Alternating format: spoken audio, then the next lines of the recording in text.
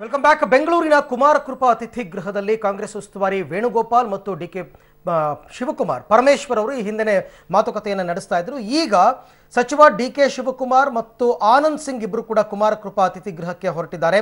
ಅಲ್ಲಿ ವೇಣುಗೋಪಾಲ್ ಜೊತೆಯಲ್ಲಿ ಮಾತುಕತೆಯನ್ನು ನಡೆಸ್ತಾರೆ ಅಂತಕ್ಕಂಥ ಮಾಹಿತಿ ಇದೆ. ವೇಣುಗೋಪಾಲ್ ಅವರು ತುರ್ತಾಗಿ ಬೆಂಗಳೂರಿಗೆ ಬಂದಿದ್ದರು. ಬೆಂಗಳೂರಿಗೆ ವೇಣುಗೋಪಾಲ್ ಅವರ ದಿಢೀರ್ ಆಗಮನ ಯಾಕೆ ಅಂತಂದರೆ ಆಪರೇಷನ್ ಕಮಲಕ್ಕೆ ಕಾಂಗ್ರೆಸ್ ಹೈಕಮಾಂಡ್ ಬೆಚ್ಚಿತ್ತು ಮತ್ತು ಡ್ಯಾಮೇಜ್ ಕಂಟ್ರೋಲ್ ಮಾಡೋದಕ್ಕೆ ಅಂತ ವೇಣುಗೋಪಾಲ್ ಅವರನ್ನು ಕಳಿಸ್ಕೊಟ್ಟಿದ್ರು. ಹಾಗಾಗಿ ಈಗ ವೇಣುಗೋಪಾಲ್ ಮತ್ತು ಉಪಮುಖ್ಯಮಂತ್ರಿ ಡಾಕ್ಟರ್ ಜಿ ಪರಮೇಶ್ವರ್ ಇಬ್ಬರು ಕೂಡ ಕುಮಾರ ಕೃಪಾ ಅತಿಥಿ ಗೃಹದಲ್ಲಿ ಮಾತುಕತೆಯನ್ನು ನಡೆಸ್ತಾ ಇದ್ರು. ನೀವೀಗ ನೋಡ್ತಾ ಇರತಕ್ಕಂಥ ದೃಶ್ಯಾವಳಿಗಳು ಡಿಕೆ ಶಿವಕುಮಾರ್ ಕೂಡ ಈಗ ಕೆಕೆ ಗೆಸ್ಟ್ ಹೌಸ್ಗೆ ಬಂದಿದ್ದಾರೆ.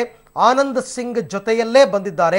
ಆನಂದ್ ಸಿಂಗ್ ಅವರ ಜೊತೆಯಲ್ಲಿ ವೇಣುಗೋಪಾಲ್ ಅವರನ್ನ ಮಾತನಾಡಿಸ್ತಾರೆ ಮತ್ತು ಆನಂದ್ ಸಿಂಗ್ ಅವರಿಗೆ ಗೊತ್ತಿರಬಹುದು ಈ ಅತೃಪ್ತರು ಯಾರ್ಯಾರು, ಎಲ್ಲಿದ್ದಾರೆ, ಏನು ಆಮಿಷಗಳನ್ನ ಕೊಟ್ಟಿದ್ದಾರೆ, ಇದೆಲ್ಲದರ ಬಗ್ಗೆ ಸ್ವತಃ ಆನಂದ್ ಸಿಂಗ್ ಅವರಿಂದಲೇ ಹೇಳಿಸ್ಬೇಕು ಅನ್ನೋ ಕಾರಣಕ್ಕೋಸ್ಕರ ಡಿಕೆ ಶಿವಕುಮಾರ್ ಇವಾಗ ಕುಮಾರ ಕೃಪಾ ಗೆಸ್ಟ್ ಹೌಸ್ಗೆ ಬಂದಿದ್ದಾರೆ.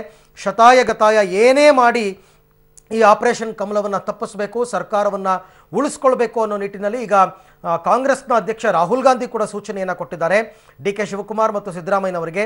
ಅದಕ್ಕೆ ಪೂರಕವಾದಂತೆ ಈಗ ವೇಣುಗೋಪಾಲ್ ಕೂಡ ಬೆಂಗಳೂರಿಗೆ ಬಂದಿದ್ದಾರೆ. ವೇಣುಗೋಪಾಲ್ ಅವರು ಈಗ ಮಾತುಕತೆಯನ್ನು ನಡೆಸಿ ಡಿಕೆ ಶಿವಕುಮಾರ್ ಅವರಿಗೆ ಕೆಲವೊಂದು ಸಲಹೆ ಸೂಚನೆಗಳನ್ನು ಕೊಟ್ಟು ಅವರನ್ನು ಮುಂಬೈಗೆ ಕಳಿಸ್ತಾರೆ ಅಂತಕ್ಕಂಥ ಮಾಹಿತಿ ಇದೆ. ಮುಂಬೈಗೆ ಹೋದ ಬಳಿಕ ಮುಂಬೈನಲ್ಲಿ ವಾಸ್ತವ್ಯ ಇರತಕ್ಕಂಥ ಕಾಂಗ್ರೆಸ್ನ ಅತೃಪ್ತ ಶಾಸಕರನ್ನ ಡಿಕೆ ಶಿವಕುಮಾರ್ ಭೇಟಿ ಮಾಡಬೇಕು. ಭೇಟಿ ಮಾಡಿದಂತಹ ಸಂದರ್ಭದಲ್ಲಿ ಅವರ ಮನವೊಲಿಕೆ ಮಾಡಬೇಕು. ಯಾರು ಕೂಡ ಆಪರೇಷನ್ ಕಮಲಕ್ಕೆ ತುತ್ತಾಗದಂತೆ, ಒಳಗಾಗದಂತೆ ಅವರನ್ನ ಸೇಫ್ ಆಗಿ ವಾಪಸ್ ಕರ್ಕೊಂಡು ಬರಬೇಕು. ಬಿಜೆಪಿಯ ಎಲ್ಲ ಪ್ಲಾನ್ಗಳನ್ನು ಕೂಡ ವಿಫಲಗೊಳಿಸಬೇಕು ಅಂತಕ್ಕಂಥ ಹಿನ್ನೆಲೆಯಲ್ಲಿ ಈಗ ಕಾರ್ಯತಂತ್ರವನ್ನು ಯೋಜಿಸ್ತಾ ಇದ್ದಾರೆ.